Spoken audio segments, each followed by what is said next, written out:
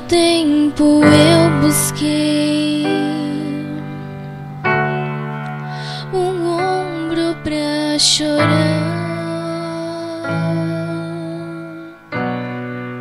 alguém que entendesse o meu coração, que me amasse sem condição. Vaguei, voei, andei errante, como um pássaro sem lar, até encontrar um ombro amigo, onde pude descansar como tu.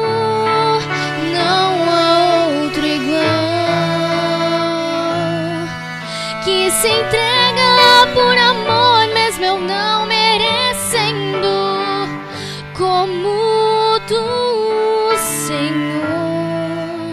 Nunca encontrei um amigo que me entenda por completo, como tu.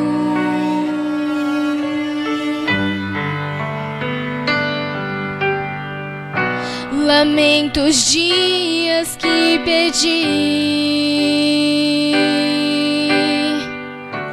longe de ti, meu Senhor. Sempre estiveste junto a mim, esperando por meu coração. A felicidade encontrei quando em teus caminhos me entreguei. E hoje canto desse amor, Senhor, pois me deste a salvação como tu. Não há outro igual,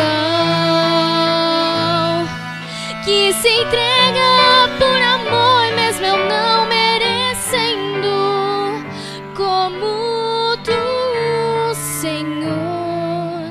Nunca encontrei um amigo que me entenda por completo, como tu, como tu. Não há outro igual, que se entrega por amor, mesmo eu não merecendo, como tu, Senhor. Nunca encontrei um amigo que me entenda por completo.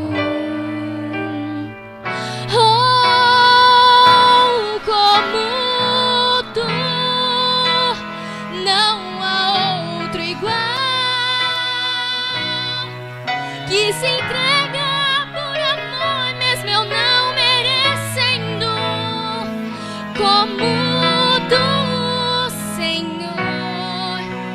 Nunca encontrei um amigo que me entenda por completo, como tu.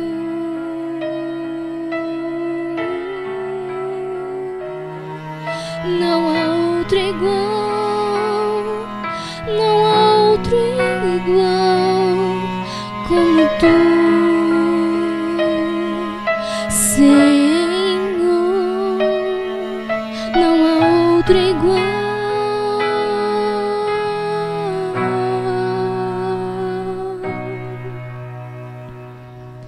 Amém.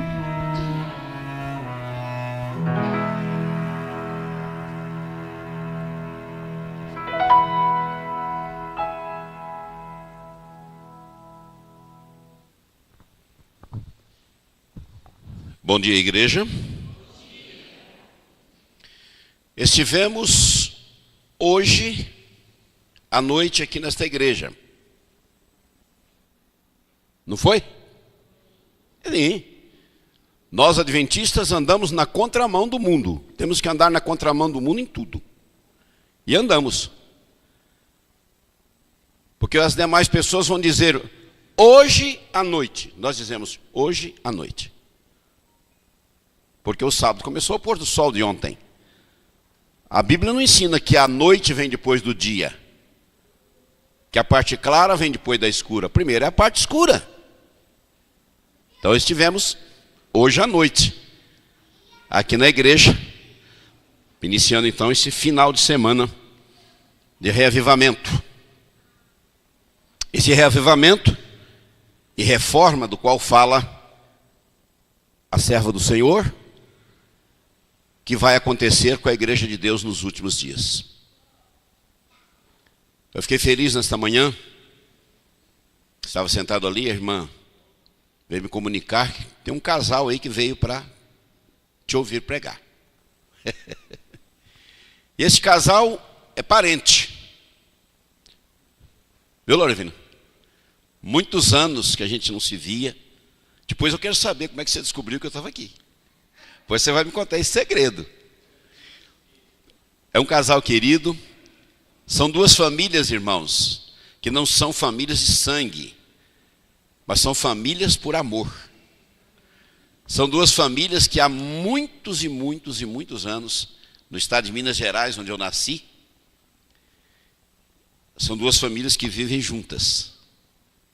Não se separaram durante todos esses anos. Não é, querido? Gostoso ter vocês aqui, viu? Obrigado por terem vindo. Queridos, eu falei ontem à noite, hoje à noite, aqui, que quando vim pela primeira vez, Edivaldo, gostei muito dessa igreja. Gostei dessa igreja. Tem igreja que a gente vai pregar e simpatiza com ela. E eu me simpatizei muito com essa igreja, viu? Gostei muito de vocês. E falo bem de vocês por aí, viu? Falo bem. Falo, olha, fui conhecer a igreja Jardim P, lá no Itaim, mas olha que igreja maravilhosa. Pode perguntar aos irmãos lá da nossa igreja lá. Inclusive ontem teve um casal, falou, eu quero lá conhecer essa igreja. E veio comigo ontem. Aquele irmão que veio comigo, ele é angolano, é o pianista da nossa igreja lá. Queridos, vamos então entrar no assunto desta manhã. Ontem à noite, a irmã, eu não sei o nome dela, desculpa, a irmã falou comigo ali na chegada. Disse, irmão Donilton, não tinha que ter guardado aquele assunto de ontem à noite para hoje. Mas tá bom, foi bem distribuído, né, a palavra. E hoje temos também uma mensagem bastante forte para a igreja. Eu não gosto de alimento fraco, eu gosto de alimento forte. Por isso as mensagens também têm que ser fortes, o alimento espiritual. Estou falando do material, né, do alimento material, mas o alimento espiritual também tem que ser alimento forte. Por quê, irmãos? Porque a igreja está morrendo. A igreja está morrendo. Viu? A igreja está morrendo. Não entre nessa conversa de que a igreja está bem, que a igreja não está bem, a igreja está morrendo. A igreja adventista está na UTI. Chocaram-se? A verdade choca. A igreja está morrendo. Vejam a escola sabatina e vocês vão entender isso. Antigamente, na década de 70, 80, você tinha que chegar cedo na igreja para conseguir uma vaguinha para sentar na escola sabatina. Né? Hoje a igreja está cheia na escola sabatina, cheia de bancos vazios. A igreja está morrendo, por isso a igreja está precisando de bezetacil. Tá certo? Muita infecção dentro da igreja. Inanição, fraqueza. A igreja está precisando ser sacudida. Alguns que estiveram aqui hoje à noite, no culto que fizemos, conseguiram, com certeza, tremeram diante da mensagem. Mas a mensagem, irmãos, ela não é minha. Ela é de Deus. Eu só transmito. Vamos abrir nossas Bíblias no livro de Atos. Nós vamos ler 2 textos. Depois desses 2 textos, então nós vamos entrar na mensagem. Aí os senhores vão entender os 2 textos no final da mensagem. Vai ser assim. Atos, capítulo 17, versículo 30.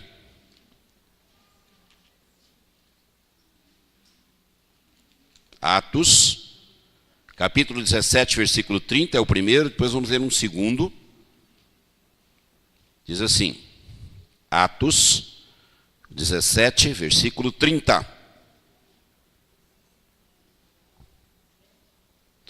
17, 30. Diz assim, ora, não levou Deus em conta os tempos da ignorância. Agora, porém, notifica aos homens que todos, em toda parte, se arrependam. Deus não leva em conta o tempo da ignorância, mas manda um recado. É só o tempo da ignorância. Vamos guardar isso. 2 Pedro,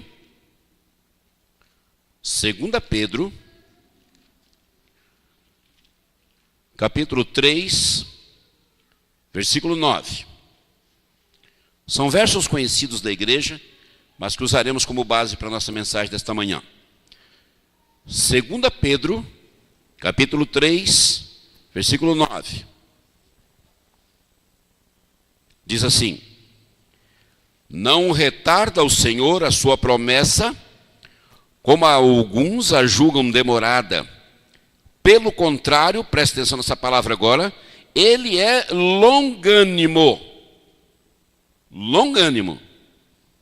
Para convosco, não querendo que nenhum pereça, senão que todos cheguem ao quê? Ao arrependimento. Ok. Guardemos esses dois versos, serão compreendidos no final. Ok? Queridos, existem três coisas que nós temos que atentar na nossa vida. A primeira coisa que eu quero que os senhores pensem é uma coisa chamada genealogia. Genealogia. O que é genealogia? É a nossa árvore genealógica. De onde você veio? Quem são os seus parentes? Porque se você for fazer a sua árvore genealógica, nós formos fazer nossas árvores genealógicas, então nós vamos pegar assim, bom, eu tenho um pai e uma mãe. Ok, então eu coloco ali meu pai e minha mãe. Mas o meu pai e minha mãe, eles têm pai e mãe. Então eu coloco ali o pai e a mãe do meu pai, o pai e a mãe da minha mãe. E aí nós começamos a subir essa árvore. Os senhores sabem disso. Nós vamos ter, irmãos, hora alegria, hora decepção. Por quê? Porque na nossa genealogia, o que nós vamos encontrar? Nós vamos encontrar gente boa, né? Vamos encontrar bandido, vamos encontrar prostituta, vamos encontrar assassino, vamos encontrar tudo nessa árvore genealógica. Então, lembre-se que você e eu, todos nós, eu vou falar você porque eu estou me dirigindo à igreja, tá? Não que eu esteja fora disso, por favor. Então lembre que você tem um problema, eu tenho também um problema. Quem somos nós? Que descendência é a sua? Então você e eu, nós, somos resultado disso. Nós somos resultado disso. Quantas vezes você ouve falar assim, esse menino é o avô cuspido e escarrado. Já viram falar isso? Esse menino nunca vi parecer com o tio fulano dele. Às vezes, irmãos, nós temos a personalidade até do nosso bisavô, tataravô. Ok? Por quê? Já vamos ver. A Bíblia, ela tem aqui, no livro de Mateus, no capítulo 1, nós não vamos ler, traz ali uma genealogia. Já leram essa genealogia? Diz lá, 42 gerações, de Adão até Jesus. Já leram isso? 42 gerações divididas em 3 gerações de 14 gerações. Só que interessante, o escritor, quem escreveu aqui, passou a Bíblia para o português, escreveu uma coisa engraçada, ele diz assim, genealogia de Jesus. Mas olha lá para você ver se é genealogia de Jesus. Não é de Jesus aquela genealogia. É genealogia de José, não de Jesus. E José não é o pai biológico de Jesus. Maria é mãe biológica, mas José não é. Ou estou errado? Não. Jesus não foi gerado de uma relação entre José e Maria. Foi gerado do quê? Do Espírito Santo. Foi um milagre. Fenômeno que vamos entender na eternidade. Ok? Mas está ali a genealogia de José. Por que é importante a genealogia? É importante a genealogia por quê? Porque agora vem uma segunda coisa que nós temos que nos preocupar. Que é a consanguinidade. Já ouviram falar em consanguinidade? Você vai trazer no seu corpo, no seu organismo, na sua corrente sanguínea, uma série de coisas também que é oriunda de parentesco. Por exemplo, a minha mãe luta há anos e anos com triglicerídeos. E adivinha se eu também não luto? Eu não tenho problema com colesterol, eu não tenho problema com diabetes. Sou menino ainda também, né? Não deveria ter, não é? Mas tenho problema com triglicerídeos e há muitos anos.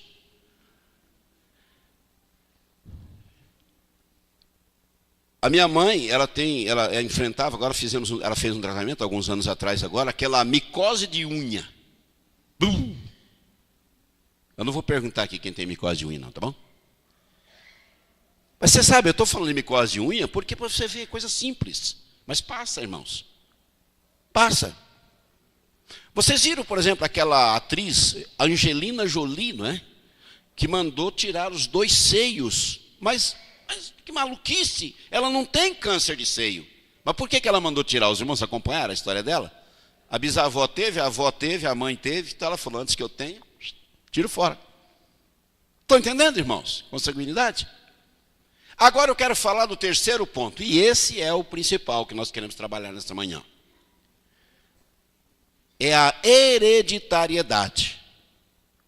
O que é uma coisa hereditária? É o resultado de tudo isso. Porque a hereditariedade, aqui que é que interessa para nós, porque a micose de unha, o problema de não sei de quê, da saúde, do sangue, isso tudo tem jeito. Mas a hereditariedade é complicada. Porque a hereditariedade, ela afeta a nossa personalidade. A nossa personalidade. Eu falei aqui, nossa, que menino que parece com o avô, menino que parece com o bisavô, esse menino é a cara do avô, esse menino é a cara do tio, esse menino é a cara, não sei o quê. Tudo isso não tem importância, né? Mas a hereditariedade tem uma importância muito grande. Porque a hereditariedade é da nossa hereditariedade que vem a nossa personalidade. Alguns dizem o gênio. Ô menina do gênio ruim. Já ouviram isso? Ô moleque do gênio ruim. Né? Personalidade. Então, queridos, por que é tão importante? Fui buscar lá no dicionário, diz assim, hereditariedade. Transmissão de caracteres físicos ou morais. É assim que o dicionário diz. Transmissão de caracteres, de característica física e moral. Então, a personalidade. Nós, diz a Bíblia, somos maus. Somos maus. Somos maus por natureza. Você não precisa ensinar uma criança a falar palavrão. Você tem que ensiná-la a não falar palavrão. Lamentavelmente, os mundanos, porque o cristão, claro, não vai fazer isso. Tem mundano que faz questão de um menino já é ruim. Que a criança, toda ela, nasce ruim. Eu nasci mal, eu nasci ruim. O Edivaldo nasceu ruim, Edivaldo. Ou não nasceu? Hã? Todos nós, irmãos, nascemos. Davi diz, em pecado o quê? Concebeu minha mãe. Nós somos maus, por natureza. Mas louvado seja Deus que os nossos pais nos ensinaram. Quando chegou uma certa idade, nós aprendemos, filho, isso aqui é certo, isso aqui é errado, faça o que é certo. E aí também entra a questão da personalidade, aprender ou não. Então, irmãos, a hereditariedade, só que a hereditariedade tem muito a ver com a nossa salvação. Por quê? Porque a nossa personalidade, ela vai ter um peso muito grande na nossa salvação ou na nossa perdição. Preguei sábado passado numa igreja, uma mensagem, que não é essa mensagem de hoje, sobre vocação para a salvação. Lá fora uma irmã disse, irmão, psicóloga, ela disse, irmão, eu nunca tinha pensado nisso. Uma psicóloga, ela disse, irmão, nunca pensei nisso, mas vou estudar isso com carinho. E o irmão me permite roubar sua pregação? Pode roubar, irmão, não tem problema, pode ficar com ela. Vocação para a salvação. Quem sabe um dia eu prego isso aqui para os irmãos. Então, a hereditariedade tem a ver com nossa salvação, irmãos, ou com a nossa perdição. Porque é o jeito que nós somos, é a maneira de nós agirmos, é a maneira de nós pensarmos. Só que nós temos um problema. A gente não tem culpa, irmãos, de ser o que somos. Uma criança não tem culpa de ser o que ela é. Coitadinha, ela não pediu para nascer daquele casal, ela não pediu para nascer naquela família, ela não pediu para ter essa hereditariedade que ela tem. E aqui nós vamos entrar numa questão muito interessante. Porque a partir daqui nós vamos começar a entender esses dois versos que lemos. A Bíblia diz, Deus não leva em conta o quê? O tempo da ignorância. O que quer dizer ignorância?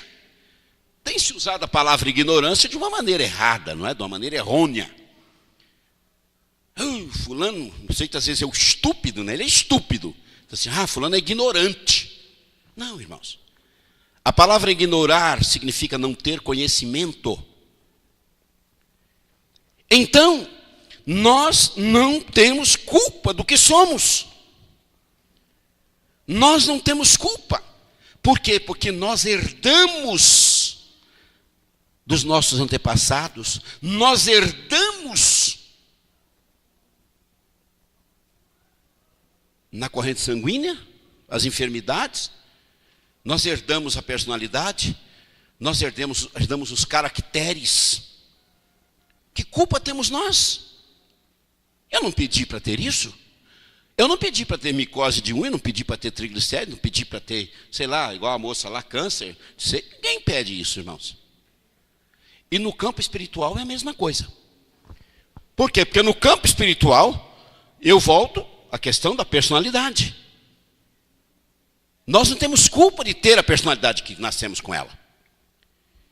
E Deus sabe disso. E Deus sabe disso. Essa questão da hereditariedade, ela é muito importante.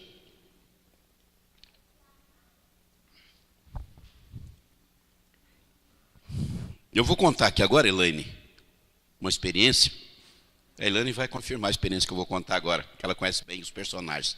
O Oswaldinho e a Ruth. Você conhece também, né? Irmãos, pense num casal de gente boa. Estou mentindo? Gente fina.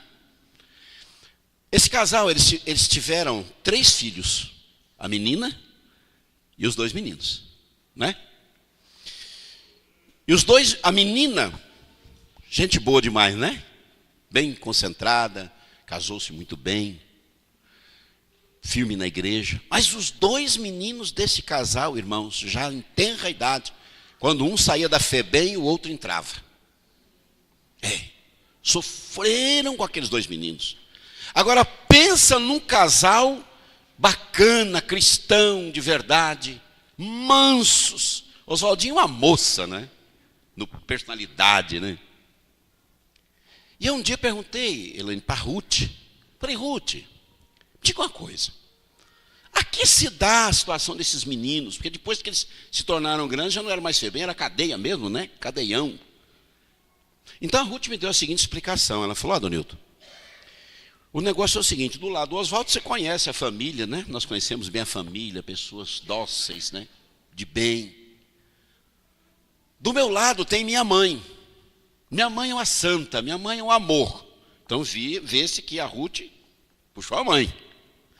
Aí ela disse, mas o lado do meu pai, a Ruth falou para mim, o lado do meu pai é terrível. Não são bandidos, mas tem uma natureza terrível. E aí os meninos, o que aconteceu com os meninos?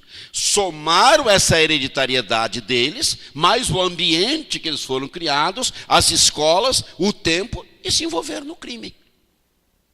Não é? É isso, irmãos. Agora, Deus, irmãos, sabe que nós não temos culpa. Agora, se Deus sabe que nós não temos culpa, eu vou colocar uma coisa em xeque aqui agora. Se Deus sabe que eu e você, que nós, que ser humano nenhum, tem culpa de ter nascido da maneira que nasceu, porque os dois meninos deles também não pediram para nascer com a hereditariedade da família do lado do pai da Ruth. Eles não pediram. Não pediram. Ninguém, irmãos, pediu, eu quero nascer dessa família, eu quero nascer ruim. Não, isso não existe.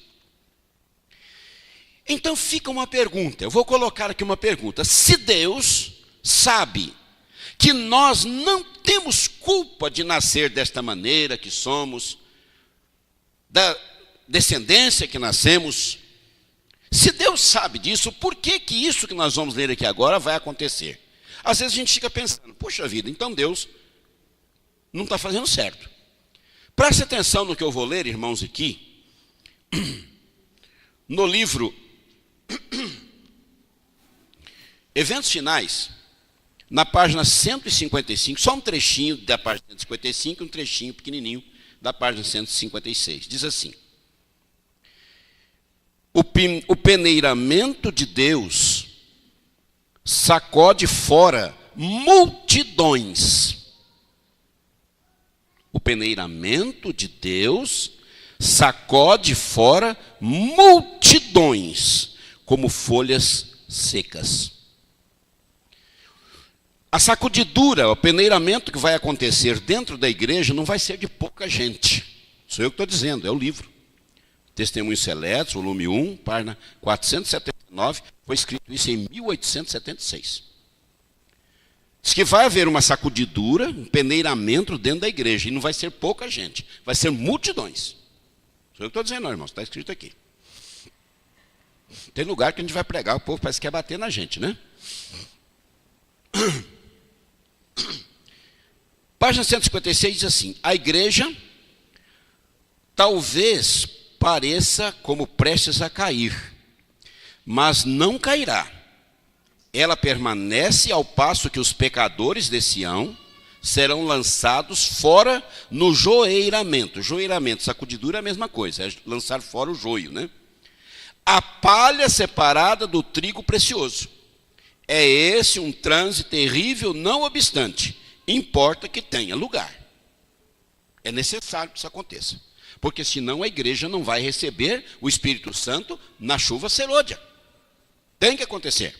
E enquanto não acontecer o peneiramento, joeiramento, sacudidura na igreja, a igreja não receberá o Espírito Santo de forma serôdia. Então, queridos, vamos agora ler um outro texto da Bíblia que nos deixa assim, puxa vida, mas se Deus sabe que nós não temos culpa, nós não pedimos para nascer desse jeito, como é que pode haver salvos e perdidos? O que seria correto? É Deus salvar o quê? Todo mundo. Todo mundo. O justo, nós analisarmos e pensar assim, não, o certo, o correto é ser salvo todo mundo, sem distinção. Porque, afinal de contas, que culpa tenho eu de ter nascido na família que eu nasci, da descendência que eu nasci, da genealogia que eu nasci, com a hereditariedade que eu nasci? Eu não tenho culpa disso. Não é? Nós poderíamos pensar assim. E até então nós vamos pensar. Só que daqui a pouco nós vamos ver. Jeremias, vamos para o livro de Jeremias.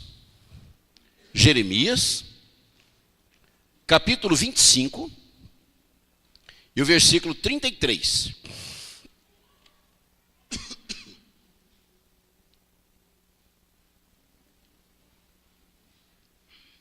Jeremias, capítulo 25, versículo 33.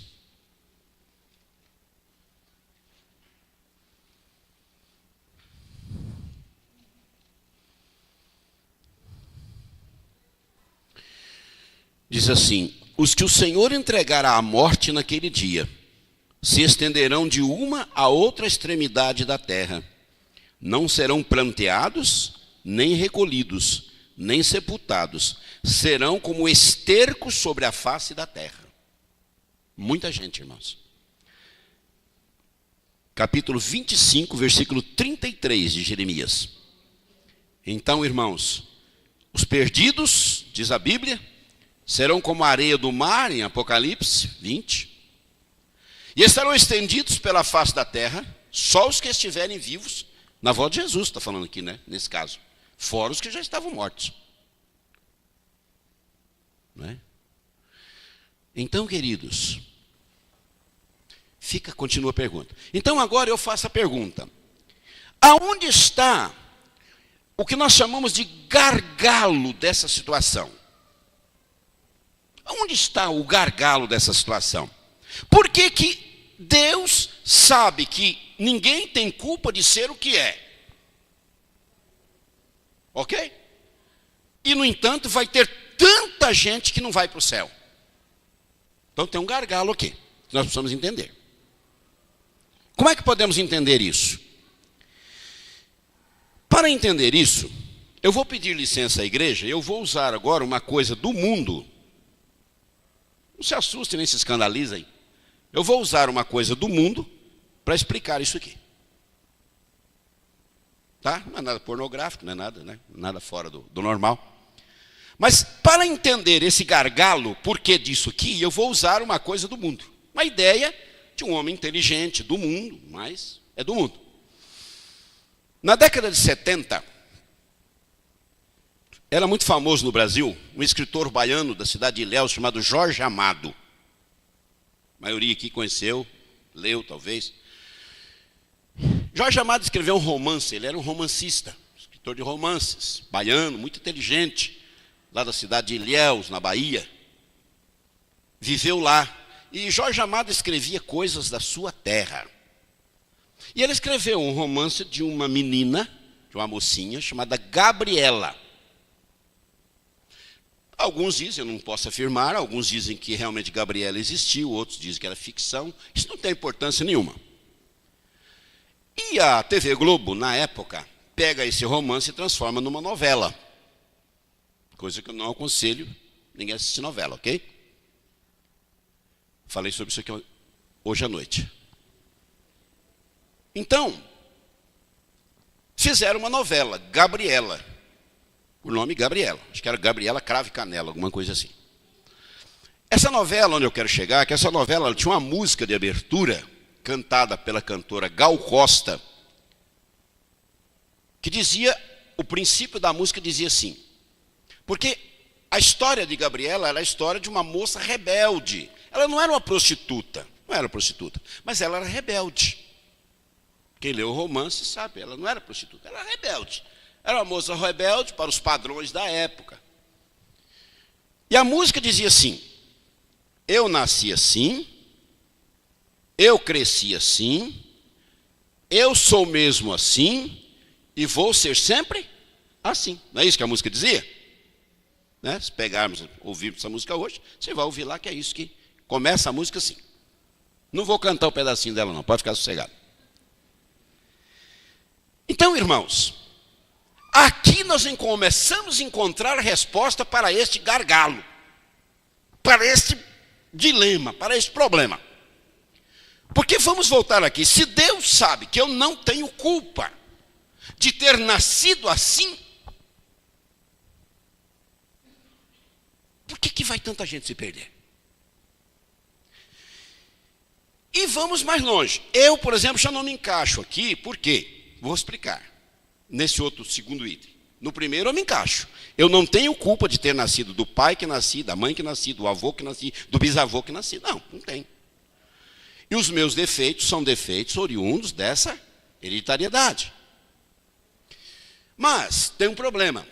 No segundo item eu não me encaixo, vou explicar por quê. Porque eu nasci num lar cristão.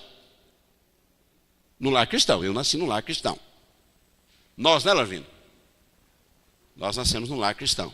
As duas famílias sempre juntas, unidas, né? Formamos-nos juntos na igreja e tal. Mas, eu sei que nesse auditório tem muita gente que nasceu no mundo, né, num lar, vamos dizer assim, sem conhecimento da verdade, e cresceu. Quantos aqui, que são histórias diversas aqui, eu tenho certeza que aqui nós temos pessoas que cresceram dentro da macumba, quem sabe, cresceram de uma família espírita, numa família espírita. Eu tenho um amigo que é adventista hoje, ele nasceu com o pai dele, cresceu, desculpa, com o pai dele dizendo, olha, você vai ouvir dizer que existe Deus, acredite em Deus. Não, Deus não existe. O pai dele diz isso para ele. O pai dele era ateu. Quem sabe até tem uma experiência aqui nesse sentido. Então nós temos aqui uma questão. Então nós nascemos assim, nós crescemos assim. Opa! Estou aplicando, irmãos, aqui um termo que os palestrantes usam, chamado de síndrome de Gabriela. Botaram o nome de síndrome de Gabriela. O que é síndrome de Gabriela? Os palestrantes usam isso. É o eu nasci assim, eu cresci assim, eu sou mesmo assim, e o quê? E vou continuar assim, ou vou ser sempre assim. Então aqui nós temos um problema. Deus entende que você não teve, agora daqui por diante, por favor, quero toda a atenção da igreja nesse sentido. Deus entende que eu e você não temos culpa de termos nascido assim. Ele entende. Ele entende que você, que muitos, que milhares, que milhões, não tem culpa de ter crescido assim. Que culpa tem uma criança de crescer numa casa em que a mãe queima a vela toda segunda-feira para as almas que foram para o purgatório? Minha esposa cresceu assim. Minha esposa, a Elane conhece bem ela, cresceu com a minha sogra, Dona Cida, queimando vela toda segunda-feira. E eu brincava com a minha sogra e dizia, se for juntar o dinheiro que a senhora queimou em vela no seu tempo, dava para construir uma casa, né? Graças a Deus, minha sogra faleceu, adventista sétimo dia, né? Aceitou a verdade. Mas minha sogra foi católica por muitos anos, e ela queimava vela. Então a minha esposa cresceu num ambiente desse. Aprendendo com a mãe, queimar almas que estavam no purgatório toda segunda-feira à noite. Eu estou dando a minha esposa como exemplo. Mas quantas e quantas pessoas que estão aqui nesta manhã cresceram talvez nesse mesmo ambiente? Então que culpa tem? Deus vê, fala, não filha, você não tem culpa disso. Até aí tudo bem. Só que agora, irmãos, nós temos um problema. Deus fez a verdade chegar até nós. Deus fez a verdade chegar a você. E agora tem um problema, tem a terceira parte da síndrome de Gabriela. Primeira é eu nasci assim, segunda eu cresci assim, ok? Deus entende, por isso ele disse em Atos, não leva em conta o quê? O tempo da ignorância. Só que agora nós temos o terceiro passo. Eu sou mesmo assim. Opa, peraí. Agora a coisa azedou. O que é que mais nós ouvimos, irmãos? Irmãos, eu sou ancião de igreja há 45 anos. Quanto sofrimento dentro de igreja já passei por visitar um membro, meu querido, minha querida, vamos mudar. Papapá. Não, sou assim e sou assim, acabou. Sim, já passei muito por isso, irmãos. eu penso assim, eu acho assim. A igreja tem um problema grave. Pessoas do achismo, não do adventismo. Pessoas que não são adventistas, são achistas, pensistas. Eu penso assim e assim acabou. Não. Eu não acho nada, eu não penso nada. Eu acho e penso de acordo com a Bíblia e acho e penso de acordo com o Espírito de Profecia. Eu não acho nada, irmãos. Não acho nada. Eu jamais vou vir aí pregar aqui para vocês uma coisa que eu acho. Jamais. Então a pessoa diz, sou assim. Sou assim.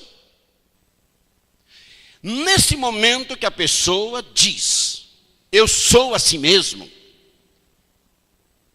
começa o problema dela. Começa o problema. Aí o que Deus faz? O que é que Deus faz nesse ponto da situação? Então, Papai do Céu faz isso aqui. Abra sua Bíblia em Isaías. Você estava em Jeremias. Vamos voltar um livro atrás aí, no livro de Isaías. Isaías, capítulo 1. Isaías, capítulo 1. Nós vamos ler o versículo 18.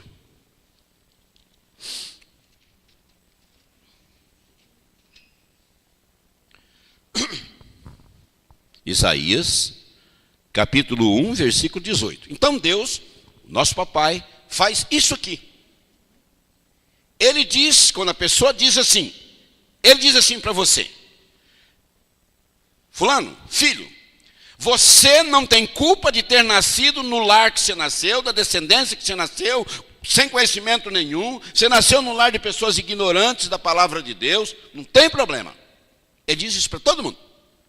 Você não tem culpa, meu querido, você não tem culpa, minha querida filha, de ter crescido no lar que você cresceu. Não.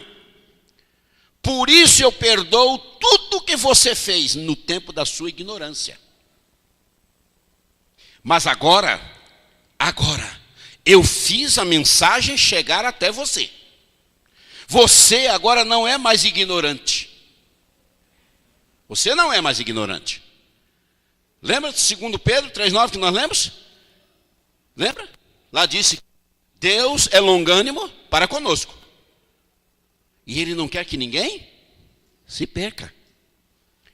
Por isso, Mateus 24, Jesus disse o quê? Versículo 12, né?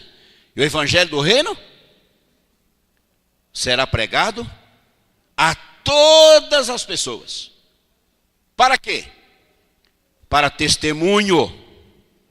Para que ninguém continue ignorante. E então virá o fim. Ok? Então, nesse momento, irmãos, nesse momento do gargalo que nós falamos, vai responder agora a pergunta: por que tantas pessoas vão se perder?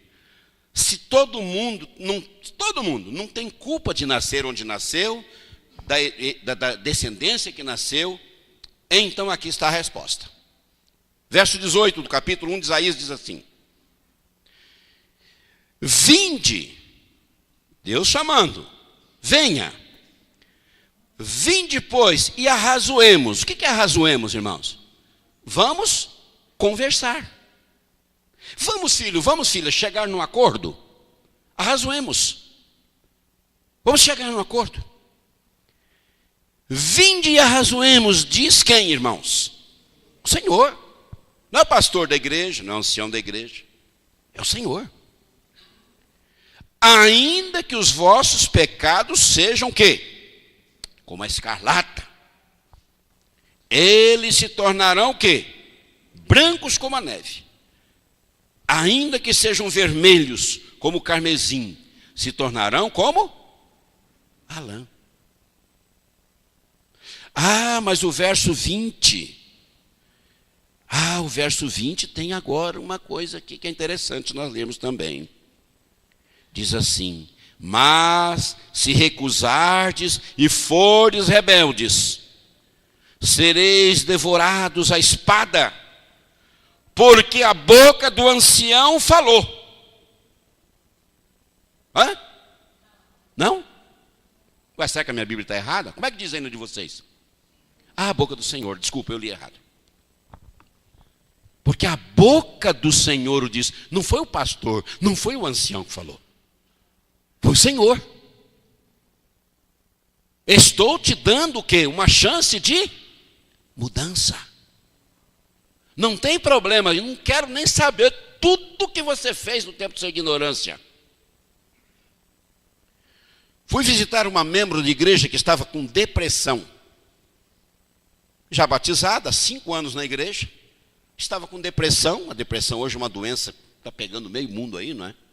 Mas isso já faz alguns anos já. Naquele tempo não tinha essa epidemia de depressão, não. Eu até nem conhecia nada sobre depressão. Hoje eu entendo bem de depressão. Não porque eu tenha, graças a Deus, mas tenho estudado, pesquisado, porque a gente está lidando muito com isso. E aquela irmã, ela estava muito angustiada. Lógico que a depressão não era isso. Mas quando a pessoa fica depressiva, quem tem problema, que deve ter alguém que tem esse problema, sabe. Quando a pessoa tem a depressão, porque a depressão é uma doença. É uma doença. Ah, está depressão porque está passando por crise financeira. Não. E vou provar para você que não. Eu morei no interior 10 anos, tive que voltar agora aqui para São Paulo, para Suzano, exatamente por causa de enfermidade da minha esposa. E eu tenho uma empresa lá no interior, e essa empresa eu precisei deixar lá e vir para cá, está arrendada lá. E esse menino que arrendou a minha empresa é um menino muito bom, meu amigo demais. E ele sempre me falou do filho dele. Lá no estado de Rondônia, o menino está nadando no dinheiro. Se você falar em crise para ele dá risada. Que está nadando no dinheiro o menino. E eu chego lá, agora alguns dias, falou, rapaz, não te conto. Você acredita que o Paulo Edson mergulhou numa depressão? E eu estou indo correndo para lá, porque não obedece ninguém, está rebelde, e eu vou lá, porque a única que vai respeitar sou eu. E ele foi lá, irmãos, pegou esse rapaz, 2 fazendas cheias de gado, que você não consegue contar a quantidade de gado que o rapaz tem. Ele tem 8 lojas daquela rede Carmen Stevens, um negócio assim, que vende essas bolsas para mulher de 5 mil reais. Ele tem 8 lojas daquela, sapato de 12 mil reais. Tem 8 lojas. Abriu agora uma rede de lanches em shopping. Quer dizer, o rapaz está nadando no dinheiro. Está com depressão. Então, depressão tem nada a ver com dinheiro, ok? Só um adendo aqui. E essa senhora, essa nossa irmã, estava com depressão. Qual era o problema dela, irmãos? Ela estava depressiva por um erro que ela tinha cometido há 12 anos atrás.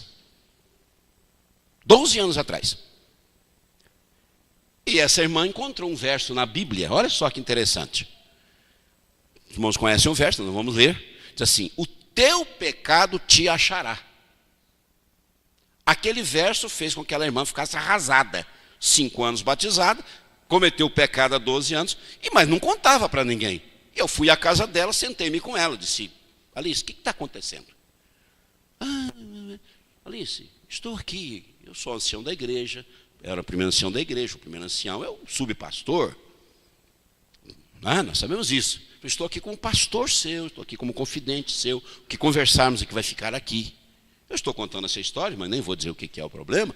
Ninguém conhece, senão não estaria contando na igreja dela, é claro. E é longe daqui também. Então ela me contou que ela havia cometido um pecado 12 anos no passado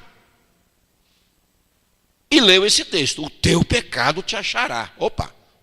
E aí então tive que fazer um estudo bíblico com essa irmã. E explicar para ela, não querida, no dia que Deus te chamou, vinde e arrazoemos. E você aceitou esse vinde? E você entrou na água do tanque batismal. Ali ficou tudo, querida. E ela pôde então entender. É isso, irmãos. É isso. Eu digo, depois que você se batizou, você não fez mais? Não, claro que não. Então, seu passado foi passado. Então Deus está dizendo, vinde, filho, vinde, filha. Não, mas eu sou assim mesmo, Senhor. Não, filho, peraí, vem cá. Vamos conversar. Aqui está o segredo, irmãos. Porque tantas pessoas, agora preste atenção no que eu vou lhe dizer. Estou caminhando para finalizar a mensagem. E vou fechar. Mas eu preciso fechar de forma que você entenda a mensagem. Senão teremos vindo aqui em vão. Vamos entender agora por que tantas pessoas de dentro da igreja vão se perder. Porque tantas milhões, milhares, bilhões, trilhões de pessoas vão ficar com seus corpos caídos pela superfície da terra. E mais ainda, quando Jesus vier a terceira vez. Porque Jesus vai vir a essa terra 3 vezes, né? Nós sabemos isso. E vai ser na terceira vez que vai acontecer a destruição do ser humano. Na segunda vez vai ser dormir. Mas na terceira vez vai ser morrer. Por que, irmãos? Vamos deixar o mundo, vamos para a igreja. Porque tantas pessoas dentro da igreja vão perder a salvação. Porque essas pessoas estão na terceira fase desta síndrome. Dizendo, eu sou assim. Eu sou assim mesmo. E ainda, depois de Deus fazer esse pedido, esse chamado, venha, vamos conversar. Mesmo assim, eles vão para a quarta fase. Qual é a quarta fase? E vou continuar assim. É o que diz lá na música. Eu nasci assim, eu cresci assim, eu sou mesmo assim, e vou ser sempre assim. Aqui está o problema, irmãos. Agora, Deus não pode levar irmãos para o céu. Ele não pode levar pessoas que teimem em continuar sendo o que são. Pessoas que teimem em não mudar de vida. Não adianta virmos para a igreja e trazermos o mundo conosco.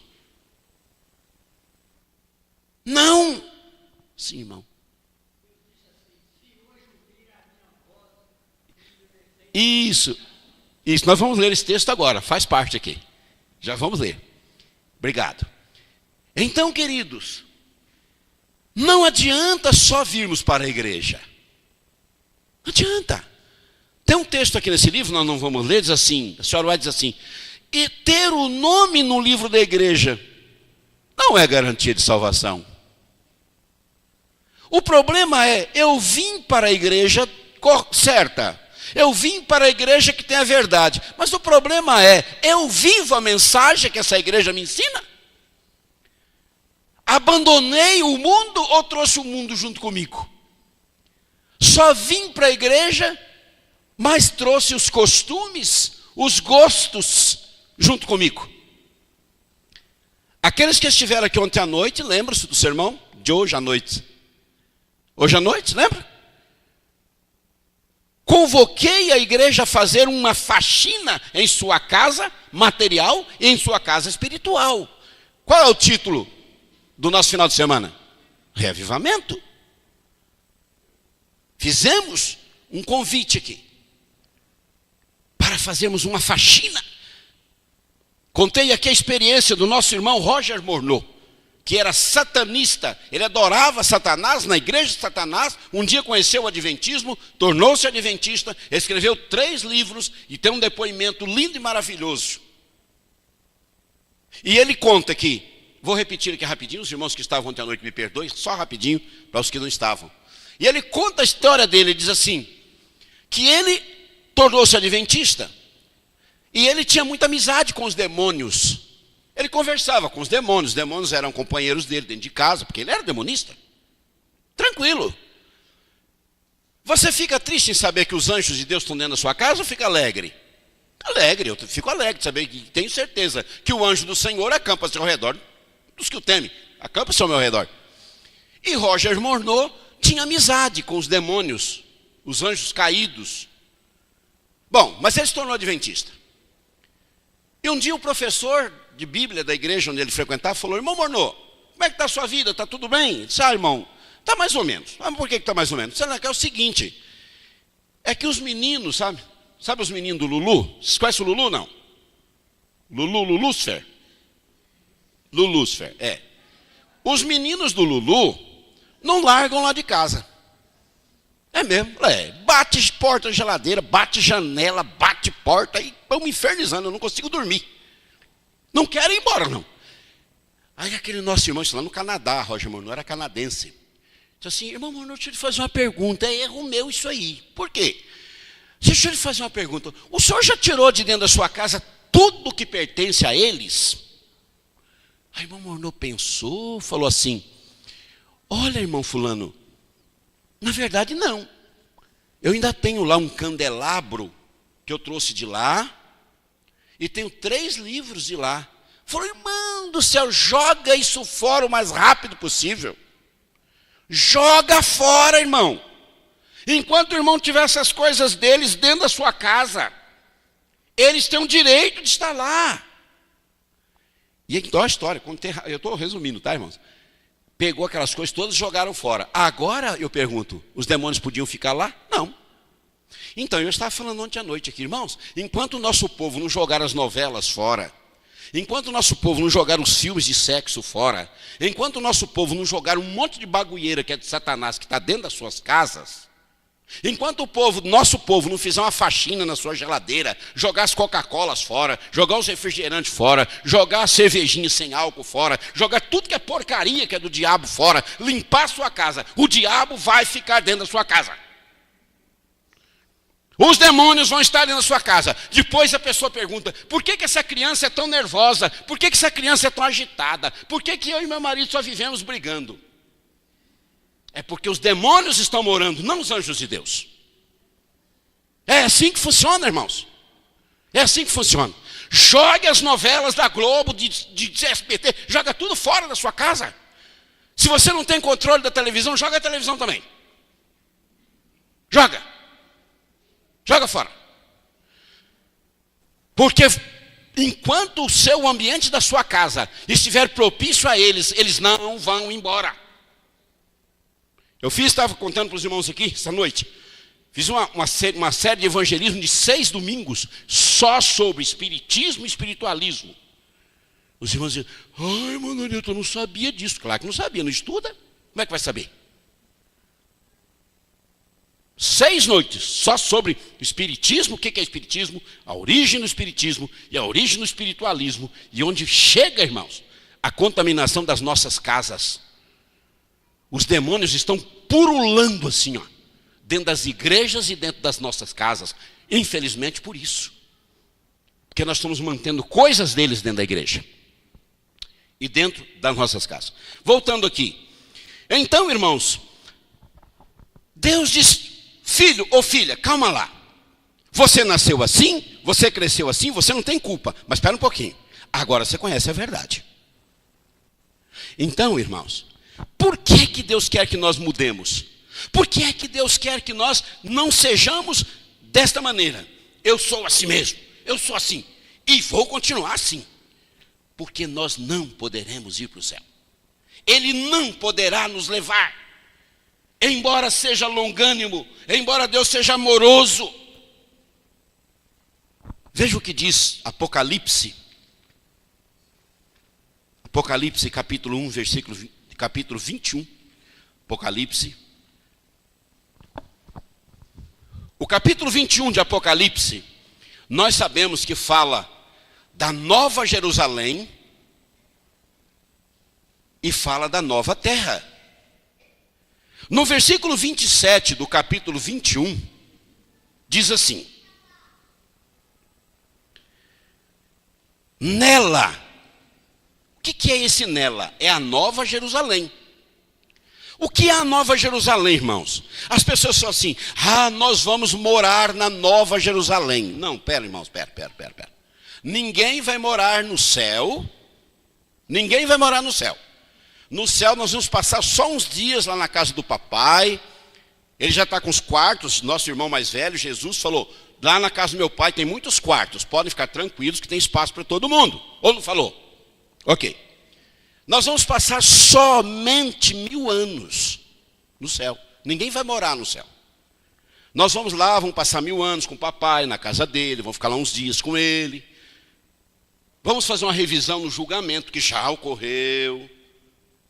Vamos entender isso. Depois de 1000 anos, então, nós vamos embarcar na Nova Jerusalém, vamos descer. Aí a Nova Jerusalém vai assentar-se ali no Monte das Oliveiras, e a Nova Jerusalém será a capital da nova terra. Não vamos morar na Nova Jerusalém. Nós vamos morar na terra, renovada pela ação do fogo. Aqui diz a Bíblia, vamos plantar, vamos construir casas, vamos continuar tocando a nossa vida. Agora, no sábado nós vamos nos dirigir aonde? Nós vamos na Nova Jerusalém. Ué, então vamos ter que ter avião, ou então disco voador, porque para sair daqui, um exemplo, faz de conta que o meu terreno que vai caber a mim, seja aqui um exemplo, aqui no Brasil. A Nova Jerusalém está lá, vai ser colocada lá onde está a velha Jerusalém, essa Jerusalém que está lá agora. Lembrem-se, irmãos, que nós seremos seres glorificados. E seres glorificados não precisa de avião. Ok? Bom. Sábado, diz Isaías, sábado, nós iremos adorar na Nova Jerusalém. Não vou entrar nessa questão, que é outra mensagem. Então, irmãos, mas ele está dizendo aqui no versículo 27, leia comigo. Nela, na Nova Jerusalém, que nós não vamos entrar nela para adorar. Nunca, jamais penetrará alguma coisa o quê? Contaminada. Nem o que pratica abominação e mentira, mas somente os inscritos no livro da vida do Cordeiro. Entenderam? Então, irmãos, Deus não vai nos deixar, se nós não mudar a nossa vida, se nós não aceitarmos esse convite de Deus, vinde e arrazoemos. Não, eu sou assim mesmo, eu nasci assim, eu sou assim, vou continuar assim. Então você vai ficar aqui. Vai ficar aqui. É hora de mudar. É hora de mudar, porque as coisas estão se arregimentando, e vou dizer uma coisa para você. Eu acho que Jesus já está começando a arrumar as malas lá em cima, pelos acontecimentos do mundo. Então ele está dizendo que na Nova Jerusalém, ninguém vai entrar que ainda não tenha mudado completamente. Não tenha passado pela cura da síndrome de Gabriela. Eu nasci assim, eu cresci assim, eu sou mesmo assim e vou continuar assim. Está fora. Por quê? Porque se você é assim, se eu for assim, nós vamos contaminar o céu. E diz a serva do Senhor, Deus jamais permitirá que o pecado se levante pela segunda vez. Precisa haver, irmãos, transformação em nossa vida. Precisa haver mudança. Dói na gente. Pessoas que às vezes a gente conhece há anos e anos e anos, e vê essa pessoa sempre a mesma coisa, não muda. Não muda. Administrei uma igreja 12 anos. 14 anos. 10 anos depois eu voltei lá estavam os membros. E teve lá um problema, papapá, eu não tenho nada mais a ver com isso, tá? Mas aí o menino que era ancião, que era menino, deixei lá adolescente, agora era ancião da igreja. Adivinha quem criou a confusão? Quem? A irmã fulana. Oh, meu Deus. Quando eu cheguei, a mulher já era adventista. Fiquei 14 anos naquela igreja. Saí daquela igreja. Voltei 10 anos depois. No dia que eu cheguei lá, estava uma confusão por causa da irmã fulana. Entendeu, Edivaldo? As pessoas não mudam. Ninguém, irmãos, precisa vir para a igreja perfeito. Mas aqui tem que buscar o caminho da perfeição. Porque não entrem nessa conversa que estão pregando dentro das nossas igrejas, de que nós não precisamos ser perfeitos, não, porque a Bíblia exige perfeição, sim. Sede perfeitos, como é perfeito o vosso Pai que está no céu. Então não acredito que é voz do diabo falando através de pregadores na nossa igreja. Não, irmãos, ninguém precisa ser perfeito. Não, precisa sim. Precisa ser perfeito, sim. A Bíblia diz, em vários lugares. Estamos aqui para isso. Deus não exige que você venha perfeito. Mas Deus exige que para irmos para o céu precisamos ser perfeitos. A igreja é um hospital. Opa, que legal, que gostoso. Mas eu pergunto, irmãos, que hospital é esse que uma pessoa entra do jeito que entra, sai? Por que uma pessoa é internada no hospital? Para ser curado. Por isso a igreja é um hospital. Agora, nós só somos curados se nós tomarmos os remédios que o médico indica. Ok? Então, agora vem o fechamento. O irmão citou ali. Vamos a Salmos. Só que eu não vou ler o texto que o irmão pensou, ó. Eu vou ler o texto que Davi tirou o texto. Desculpa, que Paulo tirou o texto, que é o texto de Davi. Salmos. Salmos, capítulo 95. Salmos, capítulo 95. Versículos 6 a 8. Diz assim: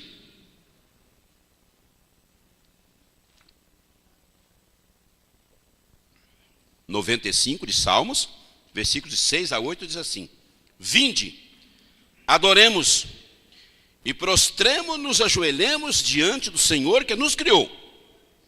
Ele é o nosso Deus, e nós, povo do seu pasto, e ovelhas de sua mão. Agora entra assim, ó. Hoje, quando, irmãos? Hoje, se ouvirdes a sua voz, não endureçais o coração. Vamos deixar o resto, vamos até aqui. Quando? Hoje. Hoje Deus está chamando, vinde, vamos conversar. Você nasceu assim, você cresceu assim, só que eu não posso aceitar que você continue assim. Deixe de ser um adventista ou um adventista relaxado.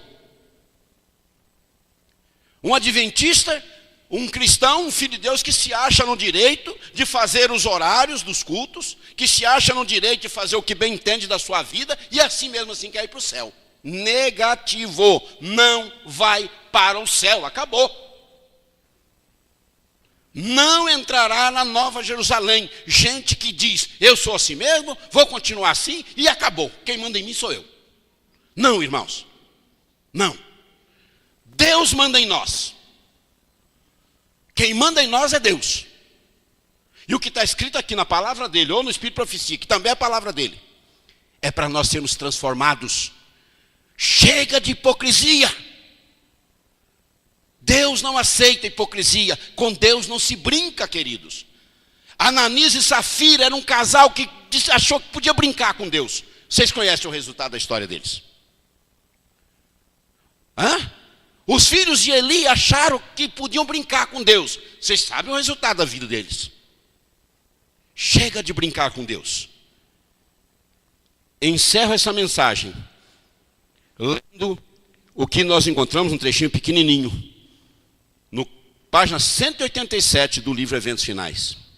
Diz assim: não há desculpa para a cegueira voluntária. Ninguém será condenado por não fazer caso da luz e do conhecimento que nunca teve e não pôde obter. Você vai ver no céu muita gente, irmãos, que nunca guardou o sábado, que morreu comendo carne de porco. Mas isso não é justo. Ora, mas como não é justo? Claro que é justo.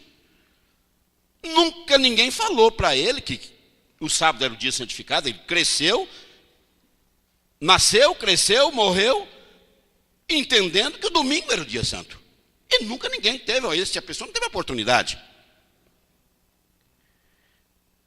Diz assim: muitos, porém, recusam obedecer à verdade que lhes é apresentada pelos embaixadores de Cristo, porque desejam acomodar-se ao padrão do mundo, e a luz que penetrou no seu entendimento, a luz que resplandeceu na alma, condená-los-á no dia do juízo.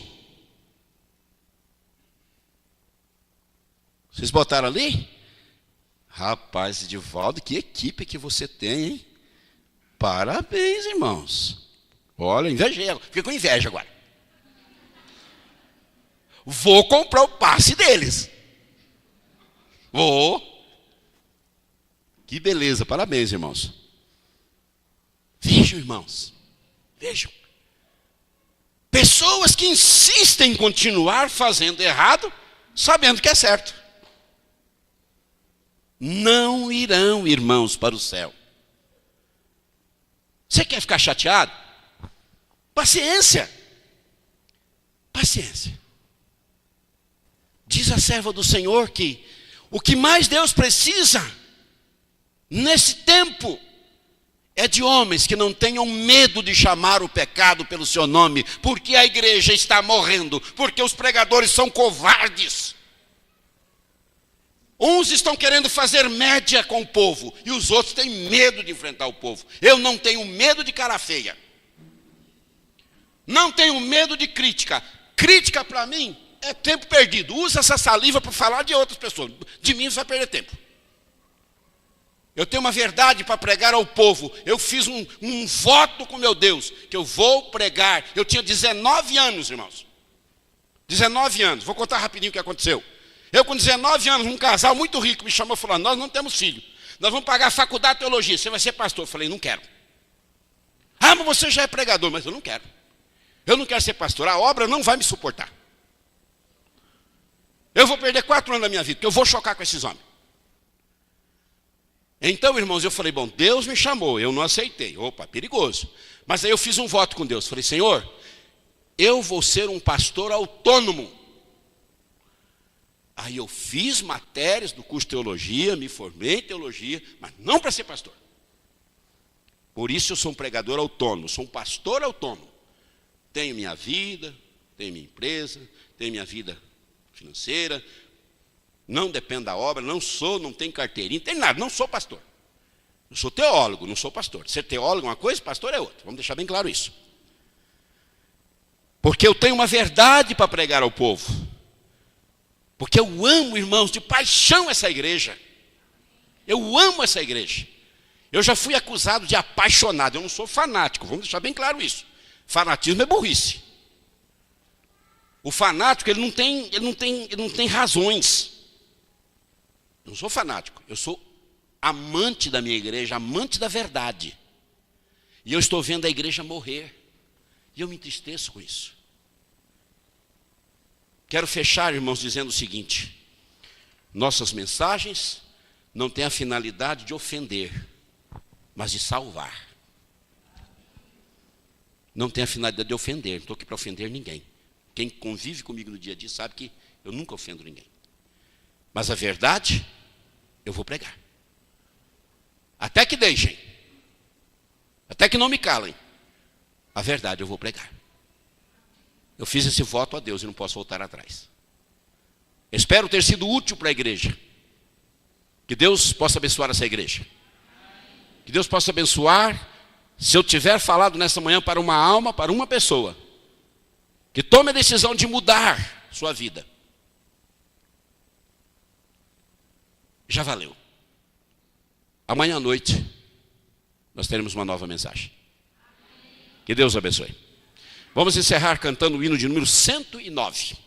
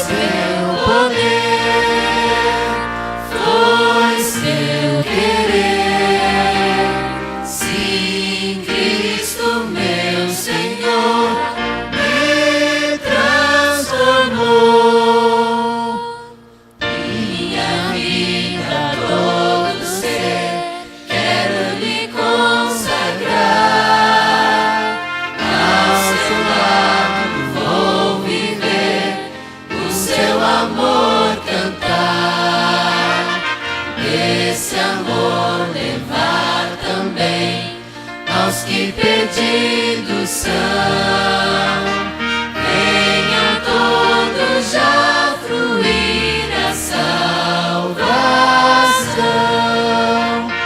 Cristo me amou e me livrou, o seu imenso amor me transformou.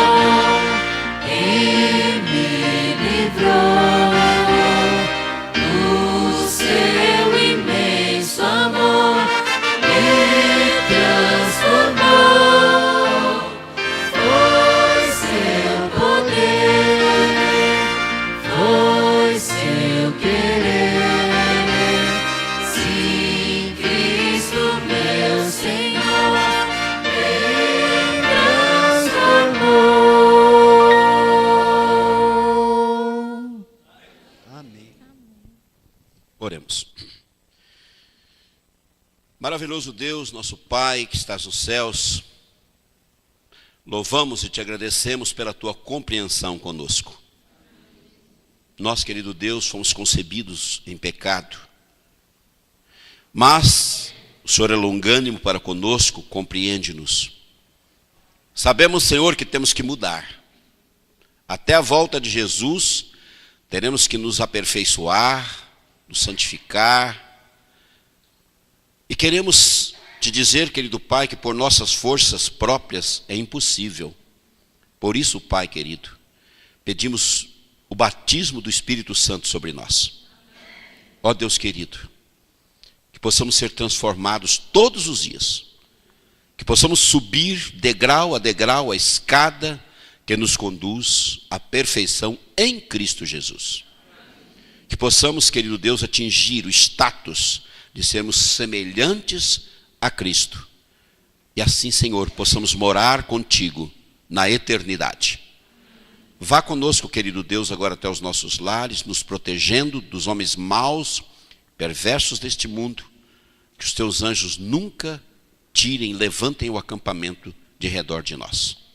É o que nós te pedimos e agradecemos em nome de Jesus. Amém.